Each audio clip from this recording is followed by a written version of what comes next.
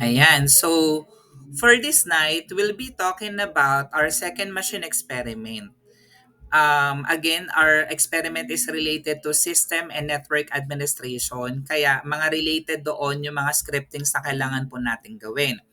For this experiment, gagawa tayo ng monitoring software usage and license management in an organization. So it's up to you kung anong specific organization yung gusto po natin gawin. Pero I have here a simple script na nalalaman niya, na monitor niya yung paggamit ng software at saka ano yung license available for that. So ito yung ating second experiment. So for our problem specification, gagawa ka lang ng simple Perl script that simply collects information about the use of different software and licenses in an organization, and then i-store niya yung output dun sa CSV file. So kapag niran natin yung Perl script, magpuproduce siya ng CSV file, then doon na natin makikita yung table na mga information na gusto nating makita. So, alam na natin yung flow kung paano tayo mag-run ng Perl script, kaya hindi na yung kasama dito sa discussion ng machine experiment number 2. Instead, kailangan na lumalim lang tayo on how to do the Perl scripting. So, yung first part of the machine experiment is yung ating Perl script na ginawa. So, this is software underscore usage.pl. So, in my case, ginawa ko siya, of course, gamit yung Notepad++. Yan. So I have lines 1 to 37. Then sinipas ko siya, yung extension natin ay .pl. Ibig sabihin nun, Perl script yung gusto nating i-run. So ito yung lines of code na meron po tayo. Yan. So nakikita po natin dun sa code po natin, meron po tayong mga hashtags. So ibig sabihin yan, mga comments po yan to give us information about doon sa code na ating kinereate. So in-explain ko rin po yung code na ito for us to easily understand. Andito po yung explanation for the code. So, i-side by side po natin para mas maintindihan po natin yung sequence ng coding na kinreate natin. So, ito yung code natin. And then, on this side, nakikita naman po natin yung ating explanation for the code. Siguro open ko na lang din in Word file para mas madali po nating i-partition yung ating screen as we explain. Yan. So, ito po yung explanation ng module. Then again, andito yung ating kinreate na code. So, syempre, yung una na consideration natin, yung mga first lines that we have is the modules that we have used. So, again, gumamit tayo ng use strict and use warnings that will enable strict mode and warnings for better code quality. So, parang common practice siya when we do the Perl script. And then, we need to include another module which is text :CSV that will provide functionality so that we could handle CSV file. Kasi di ba yung goal natin, i-tabulate yung results gamit yung CSV file. So we have to use this kind of module or header declaration. And then, we have here define the output file. Ayan, ito yon, naka-indicate naman. So yung magiging pangalan ng output file po natin ay softwareusage.csv.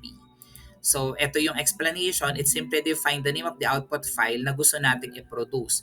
So, again, it's up to you kung anong gusto mo pong maging file name ng CSV file. But in my case, I have used here software underscore usage and then CSV. And then, mahalaga that we put here the sample data. So, similar to your other programming languages, syempre, gumagamit din tayo ng array, di ba? So, since may mga information tayo na gustong ilagay, so gumagamit tayo ng sample data like this one, nilist yung software, nilist yung licenses, and of course, the users as well. So, we use here at software underscore data, which is basically an array of hash references that contain the sample data about the software, licenses, and users. Each hash reference represents a software entry. So ito madali lang, hindi naman tayo nag-a-ask yet ng input from the user. So in our case, naka-embed dun sa Perl script natin yung mga values that we would like to display dun sa ating CSV file. So ito po yung software, then we have the license, and of course the users. So parang simple array lang yung kinreate dito. And then ang next natin dito is of course to create CSV object. So yung nakikita po natin na script na to, tong line na to is basically will help you create a new text CSV object so that we could write the CSV file. Ayan. And then after nun, i-open dapat natin yung CSV file so that we could write. Yan. So ito yung purpose ng code na ito. And then we will write of course the header row. Ito yung part na yon. So yung gusto natin na sequence ng ating rows na ilalagay ay on the basis ng um, categories na to. So we have the software, the license, and of course the users.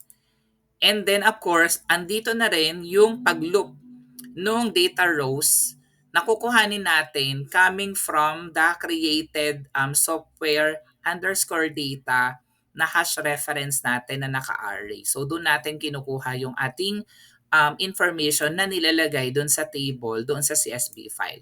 Then kapag nalagay na natin lahat ng mga entries na nilagay natin, in-indicate natin dito sa software underscore data, that's the time na pwede na natin i-close yung ating CSV file. So, ganun lang po kasimple yung ginagawa nito. Then, i-mention niya, software usage data has been written to that specific CSV file. So, this script simply collects and writes the information about the software usage, licenses, and users to a CSV file. But then again, you can extend this simple script so that you could gather real data from your organization's software inventory. So kung gusto mo na maging realistic, pwede mo naman siyang gamitin doon sa organization kung saan ka kabilang. Or kung wala ka pong organization or company na nagtatrabaho ka or institution na nag-work ka, pwede ka naman din kumuha ng mga dummy information. Etong part 3 na, syempre, kailangan natin siyang i-simulate. Hindi ko binigay sa inyo yung Notepad++ file na to kasi gusto ko talaga i-type mo siya para mapamiliarize mo siya on how to make the Perl script. Pero kapag tinype mo na siya, syempre, kailangan ito ha, may mga nagtanong sa akin chat ng chat, natural, magkaiba tayo ng working directory. So, ina-expect ko, marunong ka mag-DOS command. So, pero nilagay ko na dito, kung gusto mo mag-change ng directory, gamit ka ng cd and then machine experiments and then /machine2. So sa case ko kasi, gusto kong i-store at i-run yung Perl script dun sa loob ng machine2 folder. Kaya ganun po yung sa case ko. So sa case ko, meron akong C, 'di ba, users. Ito yung environment ko ha. Siyempre magkaiba tayo ng environment. Nonetheless, gusto mong gayahin talaga Lionel Caldo. And then Perl, yan. And then 'di ba andito na yung portable shell, dito ko niran yung Windows batch file. Pero nag-create pa ako ng folder. Ako nag-create niyan, machine experiments. And then machine 1, ito yung ginawa ko nung dati. Etong machine 2, ito naman yung gusto kong i-run ngayon. Alright? And then andito yung Perl script na in-explain ko kanina, yung software underscore usage.pl. Then kapag niran mo siya, maatik na doon mag-a-appear yung CSV file na i-generate niya, which is software underscore usage. So yun po ha, gumamit lang ako ng CD or change directory para ma-update ko yung directory kung saan ko siya ira-run. And then same step pa din, type mo yung Perl and then space yung pangalan ng Perl script. Huwag natin kakalimutan .pl, the extension of the Perl script. And then kapag niran mo siya, 'di ba nakalagay doon sa code, nalalabas ito ipiprint niya, software usage data has been written to CSV file. Kaya nakalagay dito, software usage data has been written to software underscore usage.csv. Ibig sabihin, nag-run na yung ating script, then automatic niyang ma-generate tong software underscore usage. So, sa case ko, ito yung itsura, in-screenshot ko din. Then, pag inopen mo na yung software underscore usage, ito yung makikita mo doon. So, nakita natin merong software, merong license, merong users. Yun yung sinabi ko kanina na column headers. And then, di ba doon sa file na meron tayo dito, so ito yung information na nilagay niya doon sa CSV file. Andun yung mga software like Microsoft Office, Adobe Photoshop, AutoCAD, Visual Studio, then the license, volume license, individual license, network license, subscription license, and then who are the users? So in this example, for the Microsoft Office, sinet ko lang na si Alice, si Bob, si Charlie yung users. And then for Adobe Photoshop, it's going to be David and Eve. For AutoCAD, we have Frank, Chris, and Heidi. And then of course, for Visual Studio, we have Ivan and Judy. So ito yung kailangan mong i-change, of course, kapag nag-try na po tayo. Then the name of the sheet is software underscore usage. So, yun yung unang goal na kailangan nyo pong gawin. Kailangan syempre, i-run mo muna yung initial script na binigay ko, then ma-produce mo to. Alright? Kapag na-produce mo yun, pwede mo naman din i-screenshot. Ito, screenshot mo tong code, screenshot mo yung eto na-produce dito, screenshot mo yung command prompt, and then screenshot mo din yung itsura ng ating sheet like this. Then after nun, po-proceed ka na sa machine problem. So madali lang yung machine problem. Sa machine problem natin, gagawa ka ng Perl script that will collect information about 20 software titles, licenses, users, and additional information. So gusto ko madagdagan ng information. Gusto ko ilagay mo yung expiration date ng license, and then the employee dates. Kung kailan na-hire yung employee at kailan nag-resign yung employee. Kasi part yun sa mina-manage. Diba? Halimbawa, nag-resign na yung employee na yun. So, i-reassign mo ngayon yung license na yun to the other person. So, ito yung example na sheet na na-produce ko. So, itong example na to, 8 lang yung nilagay ko or around 7. So, of course, gusto ko 20 din. Gusto ko 20 na software, 20 na license, 20 na users, data expiration date, and then date hired, and then the resignation date. So, ganon yung gusto kong makita doon sa gagawin po natin na extended Perl script natin. So, ito example ko lang, ang pangalan ko ay software underscore usage underscore extended. So, basically, itong part na to, ito yung medyo kailangan mo talagang i-update para ma-produce natin yung 20.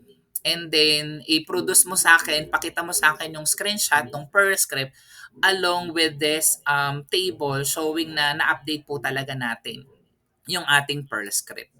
And then once okay na, syempre, isisave as natin as PDF, then isasubmit po natin sa classwork.